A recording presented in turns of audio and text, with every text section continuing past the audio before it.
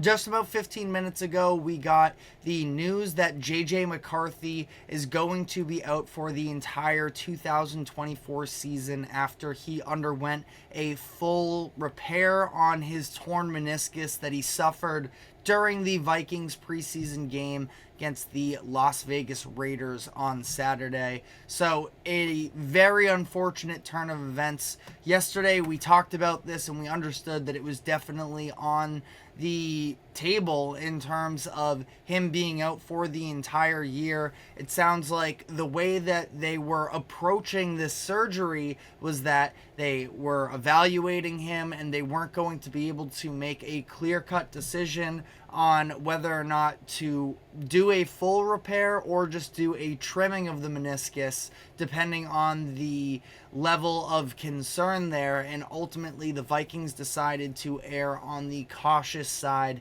JJ McCarthy yet to take a snap even of real NFL football. Impressed some in his preseason after a little bit of a rocky start, and was going to be somebody that had a lot of upside, both in the long term, but also it seemed like he was making some strides during training camp and that he was going to be able to work out an opportunity for himself to play this season. But that is now off the table, and the Vikings are going to be moving forward with Sam Darnold as their quarterback one, at least for the entire 2024 season. We'll see how that plays out for them. As things currently stand for Minnesota, obviously it's just a huge gut punch, especially so early in the year to get this type of news. But for whatever it's worth as well, I think that this is a Vikings offense that is probably going to be just as functional from that standpoint of trying to be competitive week in and week out. I don't know how much of an upgrade JJ McCarthy in his first year would have been versus Sam Darnold with a little bit more experience. And obviously with the Vikings right now, they're going through you could call it a rebuild, I suppose, specifically looking at that quarterback position. It's just all about developing JJ McCarthy at this point, and with that no longer available to them, they're kind of more focused on just this season as a whole and ironing things out and trying to get back on track. And honestly, the Vikings are pretty well cut for it when you look at the talent that they have on that offense as things stand, where sure, Sam Darnold at this point is sort of a mixed bag in terms of you can't feel like there are any sort of real expectations for him necessarily, but he's also not a terrible bridge quarterback option either, and I feel like he can be, solid enough to operate an offense here. I don't think that the ceiling is there necessarily anymore, but still a younger player, I suppose, going into his age 27 season. It's not like he's going to be immobile by any means. And there's a number of pretty solid weapons around him. Justin Jefferson, obviously, one of, if not the best wide receiver in the NFL, coming off of a new contract extension. He's going to be here, presumably, for the foreseeable future for the Vikings. They just decided to draft Jordan Addison as well in the 2023 first round. He showed some promise as well. I'm hearing a lot of buzz. I can't say truthfully I'm all too familiar about what his makeup is, but Jalen Naylor is a name that I've been hearing more and more as somebody who could potentially be a breakout candidate. I don't know if it's what's going on behind the scenes in camp. It's not like he has too much NFL experience to the point where it's what he flashed on the field during regular seasons. But Jalen Naylor is a name, I suppose, that we can all sort of keep in the back of our minds, because again, it's not like I'm gonna go to war vouching for him, but I've heard a lot of positive things about Naylor throughout this preseason process. So we'll at least note that TJ Hawkinson is one of the best tight ends in the NFL,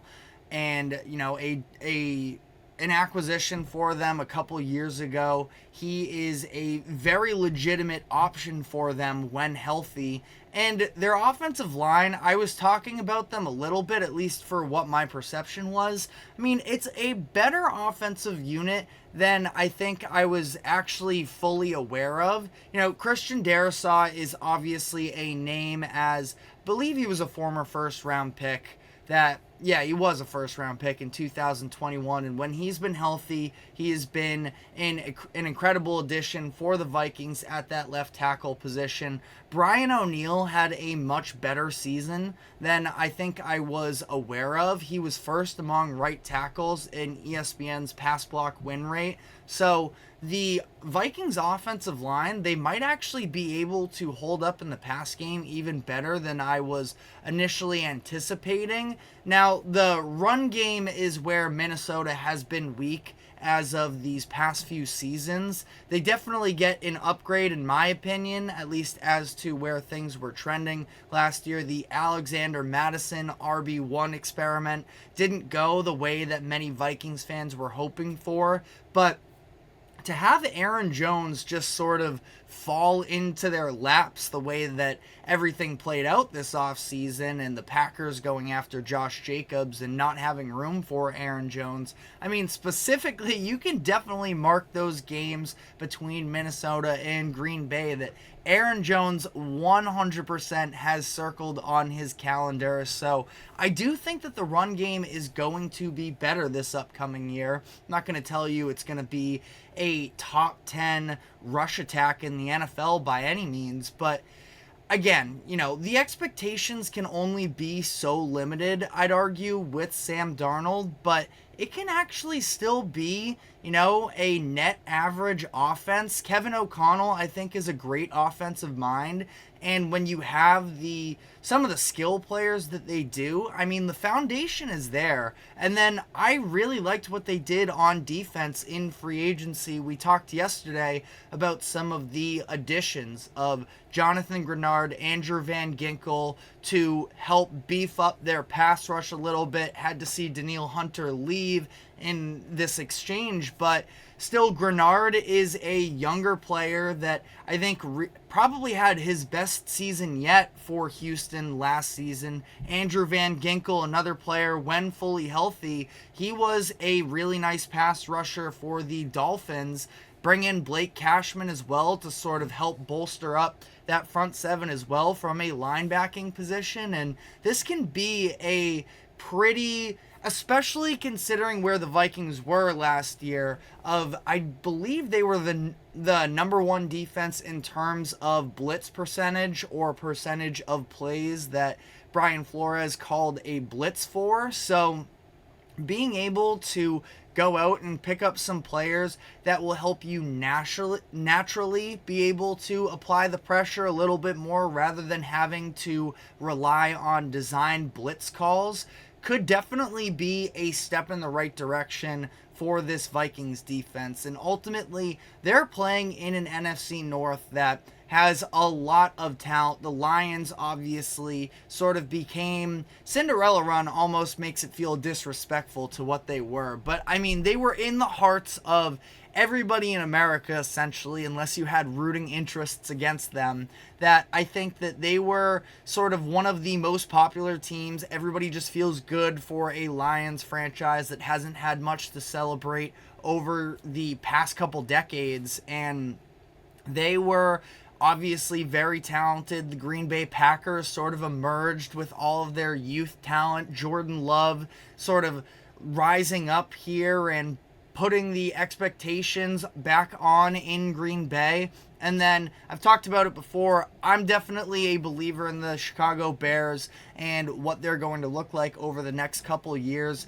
This season definitely could see growing pains, but I think that the Bears are going to be in contention for a playoff spot. So there is a lot going on around the Vikings and the talent that's currently in place in their division, that it's going to be hard to earn a place at the table, per se, in terms of playoff positioning, especially when you're jockeying with these other teams in your own division throughout the regular season. But I think that at this point, the expectations for the Vikings can't be playoffs. They never were in the first place, and it does definitely, hurt that, now especially you're looking at a situation where it's not even like you're looking at the future quite as much because the face of the future in JJ McCarthy isn't available for you.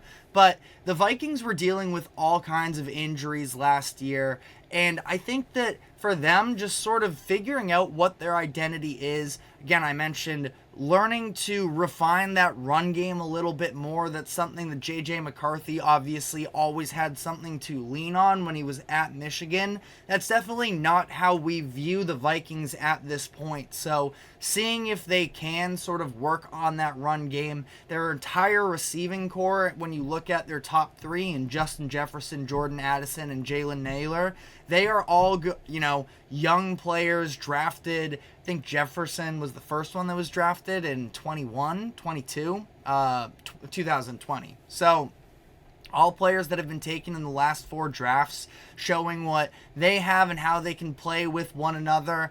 I think it's going to be overall a pretty surprising team in Minnesota that I think they're just going to be able to hang around. Again, ultimately, are we going to be talking about them at the end of the year? Probably not. This is now clearly a multi-year process to seeing truly who the Vikings are as they are currently constructed, but I think that this is a team that isn't going to just fully roll over, and for whatever it's worth as well, if they end up being on the lower end of teams in terms of record this year, and at the end of the day, draft positioning, when that comes back around, it wouldn't be horrible for the Vikings to have one of those top picks and an answer at quarterback as well. So let me know what your thoughts are. Again, obviously very devastating, but that's unfortunately the way that the NFL goes sometimes. And,